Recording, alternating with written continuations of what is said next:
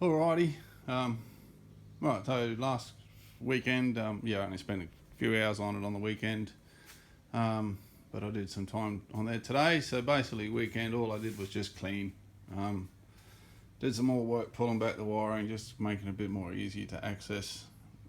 So yeah, basically it was just scrubbing, doing all the surface rust removal with that rust converter stuff. So yeah, it's come up really good. So I've just sprayed it with WD-40 just to protect the surface until I get back to it tomorrow. So yeah, so as you can see, the suspension is gone. It's all gone. So I pulled all the suspension out. So that's what I did today. Now you'll see my other video on this front suspension removal, but definitely use spring. Oh my God, I've gone blank again. Jesus Christ. Spring compressors, Jesus.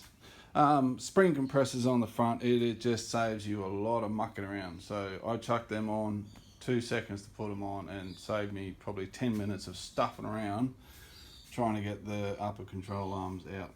So as soon as you put the compressions on, all you do is take the weight and bang, away you go. It's great.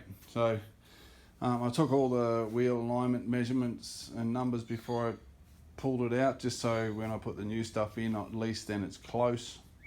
So I just counted the number of turns on each of the arms and where the camber adjuster was and where the lower control arms were. So I just put that on my iPhone for future when I put it all back together. So yeah, so basically, yeah, I've just been cleaning. Not much cleaning, pulling the suspension out. All the brakes I dropped off the shop were buggered. The slides were knackered, so I had to send these brakes away to the shop to get them done. And they seem better, so they're still going to cost a bit to put back together. They reckon the kit's like $200 per caliper and an hour's labour, so you're talking 350 odd bucks a bloody side. So they're not cheap. So yeah, but that's what it is. That's okay. So yeah, anyway, the wiring's all sorted there. It's all ready to all covered up. So I've got a bit more covering up to do tomorrow. Then I'll be waxing, greasing all the engine bay and priming, etch primer where required, surface primer where required, and cover everything up. And yeah, get some primer on there and filler and get some ice blue on there. So I'm doing the engine bay. I'm just going to do the bottom section. So that's going to be the bottom. So you'll see the bottom. So the painter will do the top. He'll do the top because he'll do a much better job. So all I'm going to do is do the engine bay in the same colour. And I'll make it shiny, but it just won't be as shiny as his work. So he's going to have a full-on setup. So, but basically, yeah, all good. No dramas with suspension. It came out easy. Everything's fine. No issues to report other than what I talked about last time. So yeah, so of course you can see no diff. So yeah, the tool he had to use for the press went walkabout, so it's missing. So anyway, so he's going to fix, he's got a new one coming overnight, so that hopefully by Friday, because he's going on leave Friday, so he better bloody get it done. So all I did was clean up the underfloor plates. The cross is just sort of sitting there still. I'm just going to do a bit more cleaning up. There's all the old suspension and stuff. So yeah, just doing a bit more cleaning up, a bit more painting so I can put things away. I'll get all these stuff painted and cleaned up as well at the same time. So pitman arm, I pulled the pitman arm off this one because I've got a new pitman arm. That thing down under there, better known as that. So yeah, that was a prick to get off. Real bloody nuisance. So you have to use the pitman arm tool, which is in that that kit here. It's that one there, so best way is to like obviously take the take the nut off the bottom. This is obviously the other way around, but take off the nut off the bottom, but don't take it all the way off.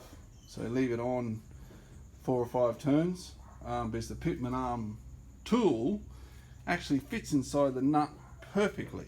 So I'm assuming it's designed to do that. Now the other thing, the nut on the pitman arm is huge. It's bloody ginormous. So a normal socket set, unless you've got the larger sets, you're not going to find one to fit. So I've maxed out my socket sets, and even this big stuff, it couldn't fit. So it's a big old nut. So I had to break out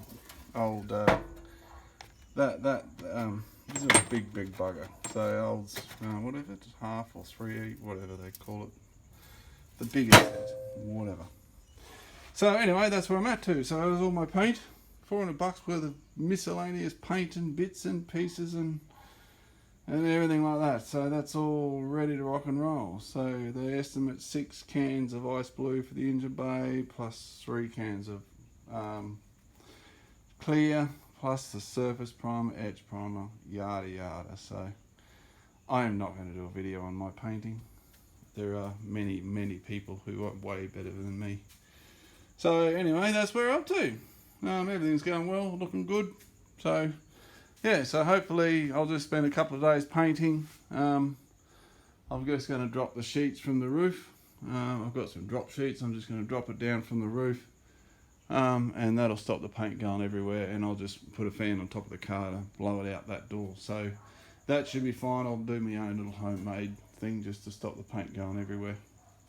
Other than that, yeah, I'll do a little bit of welding. I'm going to get bits and pieces and start getting some welding done. The mate reckon he might have some time over the next couple of days to come in. So yeah, so I've got that bit to do, but that'll be fine. That won't be bothered by the paint. So we'll hopefully I'll get the welding done here before the painting. If not, we'll just put some covers up under it. But as you said, the pro's doing that bit. That's fine. Everything else, all good. So engine mounts are ready to rock and roll, all the bolts, all that. So I'll get all that done. So I've basically got painting the next 2 days. And that's where we're up to. But yeah, all the best to those people recovering on those, and all the building and fixing up from the floods down south. Terrible to hear. I was actually involved with the Catherine floods back in '97. So I was on the clean-up crew for 3 months down there. So yeah, all the best to you guys and girls cleaning all that up. I feel for you, having been there, done that for 3 months of my life, doing Catherine floods cleanup. It was tough, but look after your mental health, be good, okay, and watch out for your mates. Righto, thanking you. Cheers, chat to you over the next couple of days.